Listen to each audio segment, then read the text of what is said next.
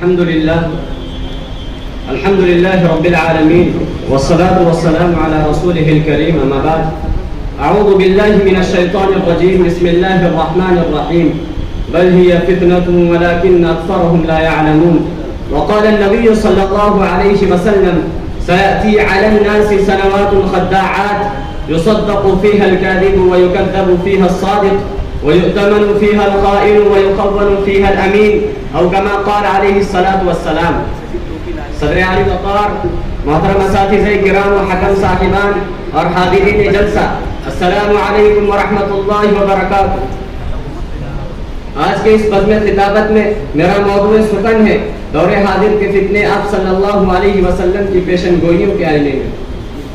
حضرات، اس میں شک نہیں کہ موجودہ دور فتنوں اور آزمائشوں کا دور ہے اور فتنے بھی مختلف رنگ و روپ، مختلف طرز و انداز اور مختلف نتائج و عواقب لے کر آتے جا رہے ہیں. ہر دن ہی نہیں بلکہ ہر آن ایک نیا فتنہ سامنے آتا ہے اور کوئی نہ کوئی گل کھلا جاتا ہے. خارجی فتنے بھی ہیں اور داخلی بھی، جانی و مالی فتنے بھی ہیں اور ایمانی و روحانی بھی.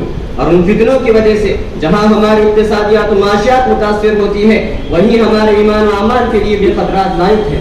بلکہ بعض فتنوں کا تعلق براہ راست ہمارے ایمان و اعمال سے ہوتا ہے. ہمارے آقا حضرت محمد مصطفیٰ صلی اللہ علیہ وسلم نے آج سے 1400 سال قبل ان تمام پیش آنے والے فتنوں کا ذکر فرما کر امت کو ان سے آگاہی بخشی تاکہ ان میں سے اختیاری فتنوں سے امت بچنے کی کوشش کرے. حضرات، میں نے ایک حدیث نبی آپ حضرات کے سامنے پیش کی ہے جس سے دور حاضر کے بہت سی فتنے آشکار ہوتے ہیں. اللہ کے رسول صلی اللہ علیہ وسلم نے فرمایا سیأتی علی الناس سنوات خداعات، کہ ایسے سال آئیں گے جن میں دھوکہ اور فریب زیادہ ہو جائے گا، مکر و دجل کی گرم بازاری ہوگی، سچ اور جھوٹ، کفر و ایمان اور حق و باطل میں امتیاز دشوار ہو جائے گا.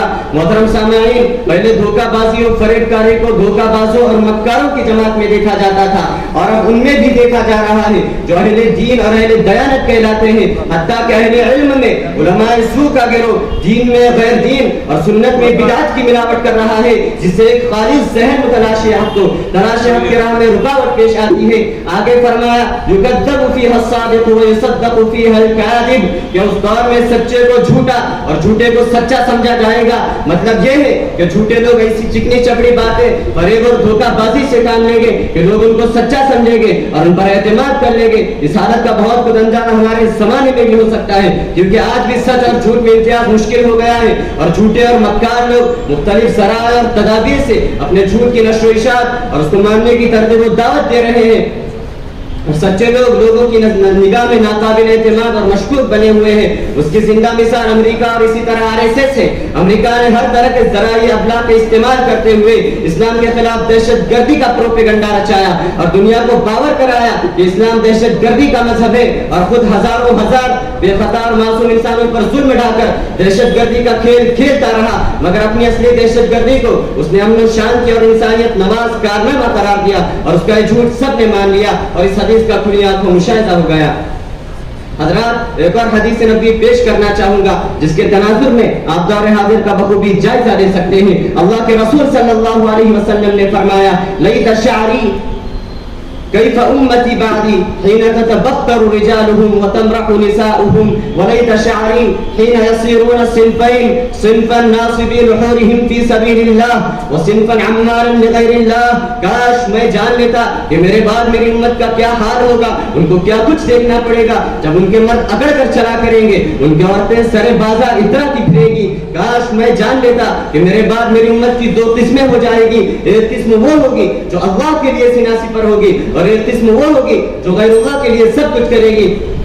حضرات، حدیث کے پہلے جس کو کثرت سے معاشرے میں دیکھا جا سکتا ہے، آج ہر کوئی غرور و تکبر کے نشے میں چور ہے. اس کا لباس و پوشاک بھی تکبرانہ، چال چلن بھی تکبرانہ، وہ بات کرے تو تکبر جھلکتا ہے اور وہ اس کو تکبر کے نشے میں آ کر اوروں کی تحقیر و تذلیل کرنے لگتا ہے. دوسرا پہلو عورتوں میں پیدا ہونے والی بے حیائی کی طرف اشارہ کر رہا ہے. ہماری آنکھیں اس بات کا مشاہدہ کر رہی ہیں کہ عورتیں فیشن پرستی کا شکار ہو کر بازاروں میں اوریا لباس زیب تن کر بناؤ سنگار کے ساتھ غیروں کی توجہ کا مرکز بن رہی ہے اور بے حیائی کا نظارہ پیش کر رہی ہے. تیسرا پہلو امت میں پیدا ہونے والے فساد، نفاق، ریاکاری و نام و نمود کی طرف اشارہ کر رہا ہے کہ ایک طبقہ تو اسلام کے لیے سیناسی پر ہوگا لیکن دوسرا طبقہ اپنا ہر عمل غیر اللہ کے لیے کرے گا. معزز سامعین، ہم خود غور کریں کہ ہم ان احادیث کے رو سے کس مقام پر کھڑے ہیں. کہیں ہم وہ تو نہیں جن کی طرف اللہ کے نبی کی یہ احادیث مبارکہ اشارہ کر رہی ہیں. ہمیں اپنے آپ کو ٹٹول کر قرآن و حدیث کے پیمانے میں تول کر اپنی زندگیوں کو سدھارنے کی ضرورت ہے, ورنہ امت جس تیزی کے ساتھ پستی و گمراہی کی طرف بڑھ رہی ہے اس سے ہمیں کوئی نہیں روک سکتا. وما علینا الا البلاغ.